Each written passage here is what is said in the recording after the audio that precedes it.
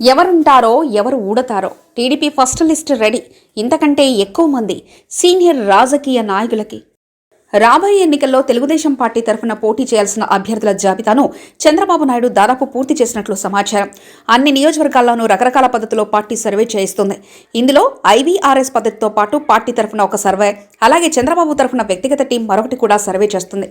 ఇలా రకరకాల పద్ధతుల్లో సర్వేలు చేయించి అందులో మేజార్టీ ఆమోదయోగం లభించిన నేతలకు టికెట్లు ఫైనల్ చేస్తున్నారట.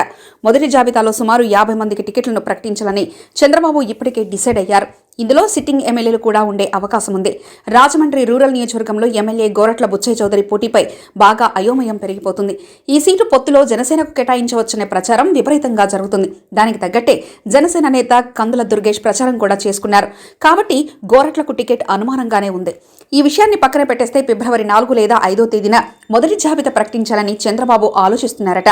టీడీపీ మొదటి జాబితా ప్రకటన అంటే జనసేన తరఫున కూడా మొదటి జాబితా ప్రకటన ఉంటుందని అనుకుంటున్నారు. బయటకు ప్రకటించకపోయినా రెండు పార్టీలు పోటీ చేయబోయే సీట్ల సంఖ్య, నియోజకవర్గాలు చంద్రబాబు పవన్కు తెలుసు. కాబట్టి టీడీపీ పోటీ చేయబోయే నియోజకవర్గాలతో పాటు జనసేన పోటీ చేయబోయే స్థానాలపై కూడా చంద్రబాబు సర్వేలు చేయించారట. ఈ సర్వేలు దాదాపు పూర్తయిపోయినట్లు పార్టీ వర్గాల టాక్. ఎలాగో సర్వేలు పూర్తయిపోయింది కాబట్టి అభ్యర్థులను విడతల వారీగా ప్రకటించేస్తే ప్రచారం చేసుకుంటారని చంద్రబాబు డిసైడ్ అయ్యారు. ఎక్కడైనా సమస్యలు వస్తే సర్దుబాటు చేసుకునేందుకు కూడా తగిన సమయం ఉంటుందని అనుకుంటున్నారట.